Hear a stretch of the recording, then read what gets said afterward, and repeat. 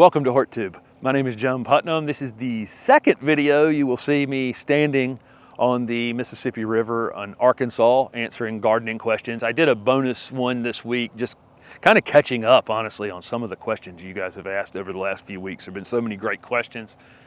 I typically will write down about 20 to 25 questions each week, and they're frequently 50 plus. And so, I again took the opportunity just to kind of catch up a little bit and answer some of your additional questions. So thank you guys for participating. I really do appreciate it. And you can ask gardening questions down in the comment section below for next week's question and answer video. The Learn to Garden video series should have a ground cover video going up this week, and I don't know how many videos are up on that thing now. It's a bunch. It's quite a few that I've done over the course of this year. And I'm going to continue to put content on that thing for another year, and once you buy it, you own it. There's a discount code down below this video, and it's over on my website, HortTube.com, if you want to learn more about that. Let's see, and it's also an organization of the channel, I'd like to say. So last week I put up a pruning video on there.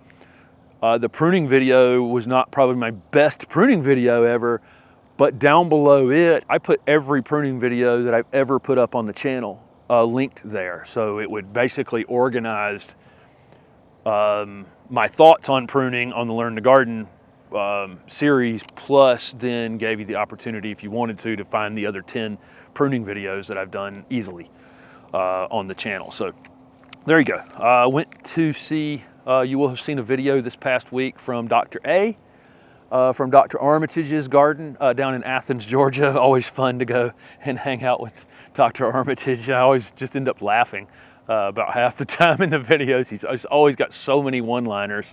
Imagine it was fun having him as a professor, for those of you who did, down at UGA. Put up an additional question and answer video as well, like I just said. So let's jump into some of the questions that were asked in last Sunday's garden question and answer video.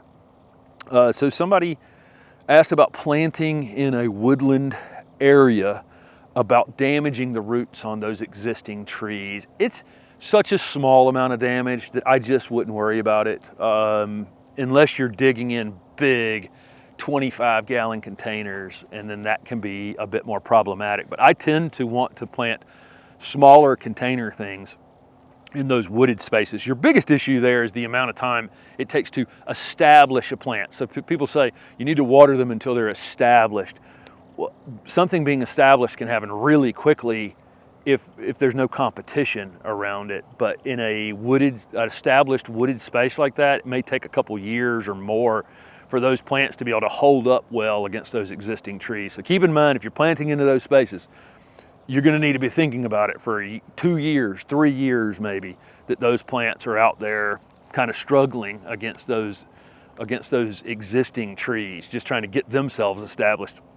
But if you can find smaller containers, it's easier to dig in between roots and find places to plant them. I sold a lot of 1 gallon, trade gallon plants at the Raleigh Farmers Market for 20 years because there are a lot of folks that are either older, don't want to dig, can't physically dig in big giant plants, or they had wooded areas like we're talking about here, or they just like to watch plants grow, or they were trying to save money. There's all kinds of reasons somebody would want to buy small plants. For those of you out there growing plants, think about that. There is a big opportunity out there for that, and it can be just as a financial reason. Let's see. Somebody they got a fire chief arborvita. They're in zone 6A. They want to know whether they should plant it now or wait. You could definitely put that fire chief arborvita in the ground. It'd be better off in the ground than it would be anywhere else for sure. Somebody's got suckers coming up from a cut down crepe myrtle. So if you take a crepe myrtle out, almost certainly every root that was running out from that crepe myrtle, you're going to get suckers growing up on them real quick. Little 1 foot tall, 2 foot tall suckers in a hurry. They wanted to know if there's any way to control them. I guess you could, when they're actively growing during the growing season. I think it might be a little too late now. You could spray them, and that was a question that they had. What I do with those kinds of root suckers like that is I take my shovel and I chop underneath them just below the surface, and I keep walking. So I cut it off with my shovel just below the surface and literally just keep walking. So I could chop every one of those things off in less than 60 seconds and, you know, just bam, bam, bam, bam, bam, bam, bam, and walk away from them. I just let them lay right there where they are and move on with my day. And a few months later, I may need to do it again, and I may need to do it again a few times. But it's one of those things I just don't allow my thoughts to be, you know, just go chop them off as quick as possible, and there'll be less of them over time pretty quickly. You don't want what you don't want is to let them grow for very long and while you're thinking about it, because that thing's gaining energy and it's regrowing roots, and it's going to allow it to sucker again and again and again. So as soon as you see them, chop them off below the ground, keep walking. Within a couple years, you'll have it under control. You'll have that problem under control. Okay, somebody just said cotoneaster is a fun word. Yes, cotoneaster is a fun word. I mean, a lot of people came to the looking for cotoneaster, asking for cotton Easter all the time when I sold them at the farmer's market. So somebody said, why not fertilize conifers in the fall since they're evergreen? Well, there's a couple reasons. You can fertilize them in the fall, and if you're using an organic fertilizer, you're not going to hurt them because the organic fertilizer works on soil microbes and soil, it feeds the soil microbes, and those feed your plants. Those microbes are going to be dormant in the winter, so the fertilizer is just flat out not going to do anything. So you're not going to hurt anything by using an organic fertilizer on your conifers in the fall. There's just also no purpose, right? Because it's not going to do, you know, again, it's not going to do anything. So I just wait till the other side of the winter. The other thing is conifers are just, most conifers are not heavy feeders. So we have, you know, lots of plants that we can put into our gardens that, you know, really are heavy nitrogen feeders or heavy phosphorus. You know, conifers are just plants that don't need a whole lot of extra fertilizer, period. And so there's really no point. They're going to grow. They're going to grow regardless, and they do put on some growth here in the fall. And so you should be able to walk out in your gardens now and see that your conifers actually do most of their growing in the spring and in the fall, and they're kind of dormant in the summer and in the winter and in the peak of the winter. But you know, they're probably actively growing now. But again, they're just not heavy feeders like you think they are. So that's part of it as well. But again, yeah, you're not. If you used organic fertilizer, you wouldn't hurt them putting it down now. If it made you feel good, it just wouldn't do anything, or would do very little. Best to just do it in March once a year, and that's all you really need.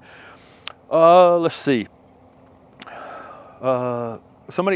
Somebody asked, would I do a leaf mold pile in addition to a compost pile? Yeah, absolutely. If you want to pile up your leaves big and tall, and let them rot down in place, leaf mold is a great material to use as a mulch or compost later in the garden for sure. It's really great material. I watch all my neighbors send it out to the road, and the city comes along and sucks it all up. Actually, they suck up about half of it, because about half of it went into the gutters and clogged the sewer system up before they got there. So that's actually how that works in the city of Raleigh. I don't know how it works in your area, but most of it ends up in the a few rains happen before they get there to suck them up. Somebody said they can't get wood chips from Chip Drop, and all the mulches and things that are available to them are just dyed mulches they didn't want to use. And they're trying to do something to improve their soil. So I just talked about using leaf mold in that last question. I would absolutely, if there's a place in your area that you can acquire leaves, I would do that, or leaves that you have on your own property. Wood is better. So if we were talking about the beginning of the project there in Raleigh, I used wood chips to really change the soil pretty quickly. The difference between wood chips and anything else is that's wood fiber. It takes a lot to break that down, and so basically it takes the soil and kind of supercharges it, because everything in the soil has to work really hard to break that wood down and make it into a material that can be used in the garden. And it literally just kind of supercharges everything. Leaves won't do that as quickly, or as, it won't supercharge the soil, but it will improve the soil, because any covering of the soil in organic material is going to be a place then where earthworms and beneficial fungi, beneficial bacteria, all those things can grow and breed and break those leaves down and improve your soil. So it will definitely improve your soil. It won't supercharge it as much as the wood chips, but that's okay. It doesn't matter. It's just you're still doing the same process, probably just a hair slower. But if you can get leaves, I would just move to that and put the wood chips out of your mind if they're not available to you in your area. So somebody has, so on their Camellia sasanquas, they get some little crazy limbs popping up on top of them in the late summer. It happens on a few of mine as well at the house. And so those don't have any flower buds on them. The flower buds are down in the lower part of the plant. And so these little limbs are just a distraction from the other. Can they cut them off now? Yes, somebody answered it that it's best to prune like an evergreen shrub like that in the late winter, early spring. And that's absolutely true. But if it's just a couple limbs on the top of the plant, I'd take them off anytime. I talk about that on a lot of the pruning videos and the pruning video that I just put on the Learn to Garden series last week. I've talked about this a bunch. If you have just one crazy limb on something, two crazy limbs on something, cut that stuff off whenever you want to cut it off. Don't fret over it. The general pruning always has a best time to do it. So, it's depending on the type of plant, and the time of year and where you live, and maybe a lot of factors that would determine when you're going to generally prune a plant or prune a plant hard. But again, if it's one limb here or there and it's driving you crazy, or you got a low limb on a tree that needs to come off, cut the thing off and move on. And don't worry about the best, most optimum moment to do it. Okay. So somebody asked about the hardiness of flamethrower red buds. They're in zone 5B, 6A. Should they go in the sun or the shade? The further north you are, the more sun they can definitely take. By the time you get down to my area, half and half is probably ideal, and more sun further north. The hardiness is kind of funny, because I really love that flamethrower red bud, and did the video at early on with at Danny Werner's house, and absolutely love that plant. It's an incredible piece of plant breeding to have those multiple colors in that red bud, leafing out and changing through a spectrum of colors. It's absolutely incredible. It's an extremely weak plant. It is structurally a very weak plant. That thing grows very, very quickly and gets these long, skinny limbs on it with very small caliper trunk. So if you do, those of you who are chasing flamethrower red buds down, buying flamethrower red buds, make sure you're slowing them down a bit. Make sure you're staking them properly, because I've seen them breaking apart. And so if you can find something that's got a pretty good caliper on it, I would buy it, or buy one that's really, really small, so that you can allow it to grow, and hopefully that caliper will keep up with it. But I think it's going to require some top pruning occasionally to control the size of the canopy, to allow the trunk to kind of catch up with them, because they are structurally very fragile plants, but beautiful and fantastic, and a breakthrough, honestly, in plant breeding. But interestingly, very, very fragile. Let's see. So somebody asked if they should move their wood mulch away from their plants to put down compost around the base of them. So I don't know what you're putting compost down around the base of your plants for. I didn't really, that's part of the question I didn't understand. But yeah, if you were going to compost something, I would want to pull the hardwood mulch back from it and then compost, and then put my hardwood mulch back over the top of that. That would be the proper order, because if you bury the wood mulch under something, sometimes then it breaks down improperly and you can get anaerobic conditions, bad bacteria, bad fungi, that kind of thing, burying wood down in the ground. So yes, if you had a reason that you needed to put compost under your mulch, I would pull the mulch back, put the compost in, and put the mulch back on top, because that's the proper kind of order of stacking of things that you would see on a forest floor. My question is what would you need to pull your hardwood mulch back to put compost down around your plants? I don't think you probably need to. The hardwood mulch breaking down, or the wood mulch breaking down, will become that type of humus material anyway. So once you get to the point where you have plants in the ground and you have mulch already there, I think you're at that point there where you wouldn't need to do that process, because your system is working. Your mulch is breaking down. It's becoming that humus material that can feed your plants, and you just use an organic fertilizer in the late winter. So that was the reason I wrote that question down. Okay, someone said they canceled their yard waste contract and started recycling everything in their garden, and was thanking me for that. They started composting and started using all that material, and it's kind of a point that I made over there, as people are in your neighborhoods are raking all their leaves over the next few weeks out to the street for the city to take. Those of you who watch the channel and hopefully can figure out a way to use some of those materials to benefit your own gardens. It's not the neatest material. I mean, I understand that some people don't like the look of leaves, or they don't like the look of a littery stuff, but you can, again, put all those leaves out on the driveway and cut them up with a mower and turn them into a more of a finished looking product that you can find a use for in the garden, hopefully. Okay, there's a certain amount of the nutrients that were in your plants that are in those leaves that you can regain by putting it back down in your beds. One thing I would just throw out here that I wrote down is make sure if you're asking plant-specific questions that you include the zone that you live in. I'll get questions like, can you recommend plants for my shady foundation?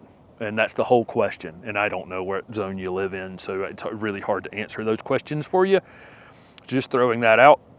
If you do have a question like that, include your zone. It may be helpful for almost any question to include your zone, because it may trigger something from me too that I might not have thought to say otherwise, that might be specific to a particular area. Okay, so yeah, this is a good question, and this kind of goes back to this yard waste thing.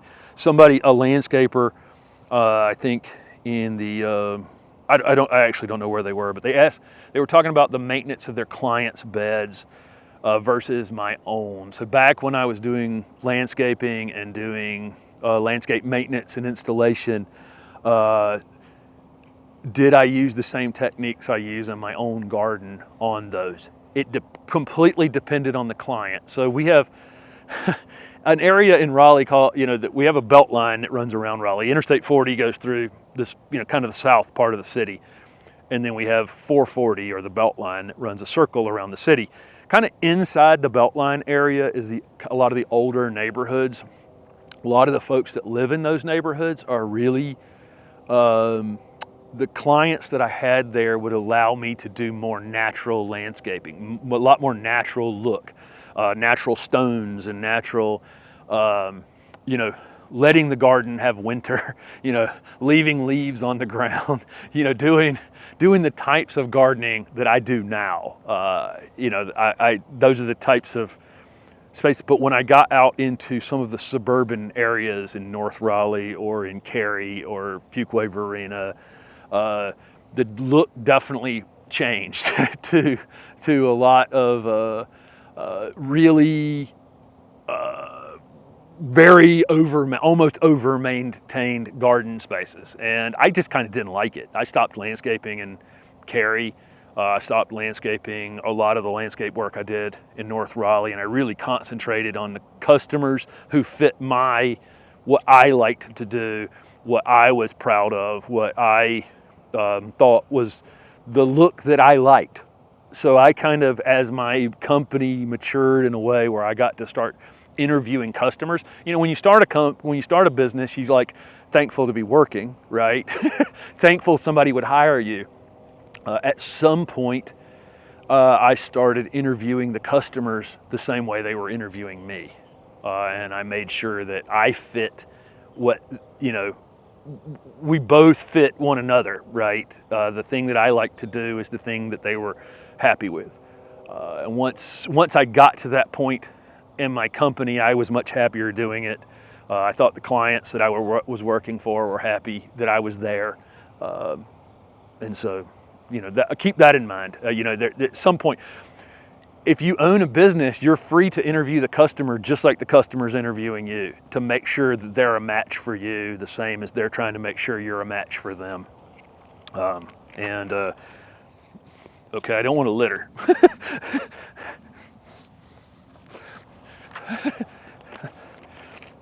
But I enjoyed reading that question because it did make me think for a minute. How does my current thing I teach in gardening match kind of what I liked to do when I was landscaping? And the answer is actually yes, toward the end. But I didn't always have choices early on. Somebody's in zone 6B, Kansas, and they have a Silverado Texas sage they want to overwinter in a container. They were down in Texas or Oklahoma and bought this, took it back home, wanted to know if they can overwinter it. It's probably going to have to spend some time inside. That's a zone 8.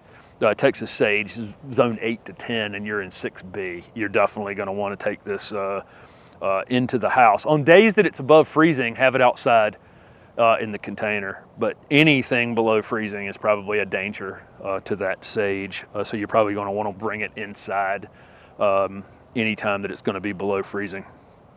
Let's see. But again, any days you can get it out, get it out. Plant would prefer to be outside, and not every minute of the winter is 6B. Most of the winter is probably, you're going to have mild times where you can have it outside. Okay. So somebody said, can they use wood chips for mulch and leaves? Just financially, they have a hard time buying mulch over and over and over again. Yes, if you can get free wood chips as mulch and leaves, absolutely work fantastic. With wood chips, though, I don't want to pile a bunch of wood chips up around established plants. And so if you're using using wood chips, just use thin layers near established plants, and you could use a slightly heavier layer of leaf mold if you can do leaves. But absolutely any organic material that you can get your hands on, as long as it's not full of weed seed and plastic bits and whatever else, heck yeah, use it. Okay. Somebody said they had to dig up their hydrangeas in Georgia. Should they replant them now or wait? Yeah, absolutely. If you go ahead and get them back in the ground, sooner the better.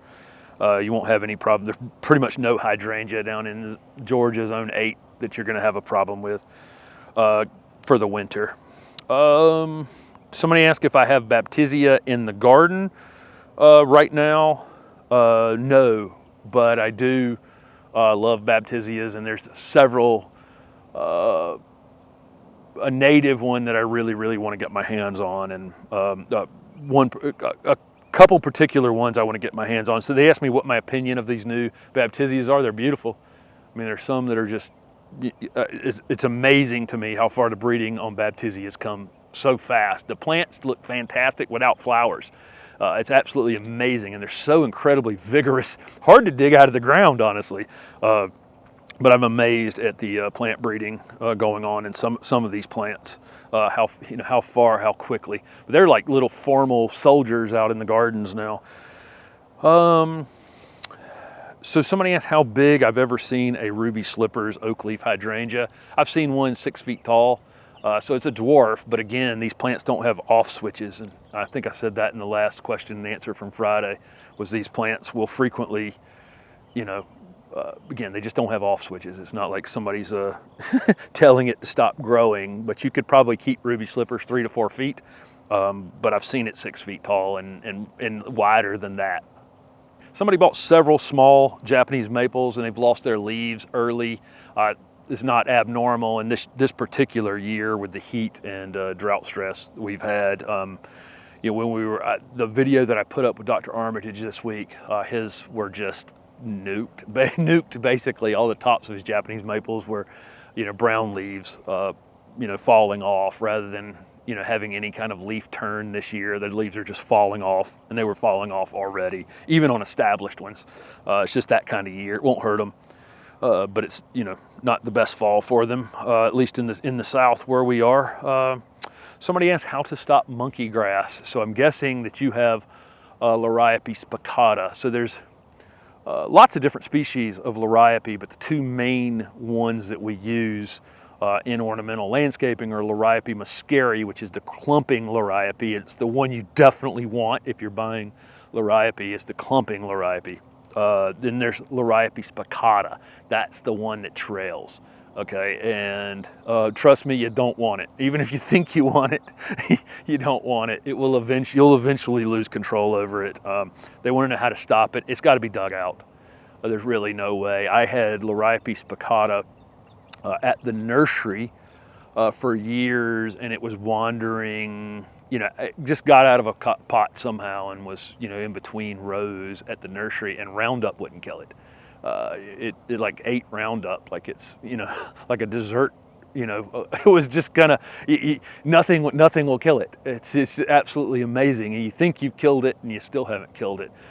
You can cut it off to the ground and spray it if you want to. You can cut it off to the ground and then cover it for some period of time. But I think at the end of the day, you're best just to dig it out. And it's not going to be a fun job, but I think it's the type of job you just jump in and you do, and you get it out of your life as quick as possible, and move on. But be careful. And when you're shopping for Liriope, if you pick up the pot and it's coming out of the bottom holes, okay, of the container, or it's growing right out to the edge of the container, that's likely Liriope spicata, and it may have gotten mixed into Liriope muscari. Make sure the Liriope you're buying is in a clump right in the center of the pot, okay? That's what you want. The clump will get a little bit bigger each year. Eventually you can pop it out of the ground and divide it, and you can, you know, you cut it down in the late winter, it blooms in the fall. It's easy peasy plant, and that's why there's so much of it out there. But Liriope spicata is not a plant to garden with. Last question for this week. Again, you can ask gardening questions down below this video, and I'll be back next week with another question and answer video. Somebody transplanted a bougainvillea, and it's doing some wilting. They did cut it back some, but they said it had weak roots on it, and this is true. When every time I pull bougainvillea out of a container, it's never rooted in as well as what I would think it should have been rooted in for the amount of size that's on the top of them. So there are plants like that can be difficult to transplant, and then once you start seeing that wilting on it, it is from the root damage. They had cut it back some. You may need to cut it back just a hair more to compensate for the amount. Be careful not to overwater. Really easy to overwater something after you've damaged the roots on it in the transplanting process. You're better off taking more of the top of the plant off so it's using less water than to try to water, you know, the soil and keep the soil wetter. There's just no mechanism, because roots were damaged, there's no mechanism for those roots to actually bring enough water up to the top of that plant to satisfy it. So the best thing to do is cut more of the top off to put that back in balance, and not try to water it the other direction, because you could definitely end up drowning it. So thank you guys very much again for following along.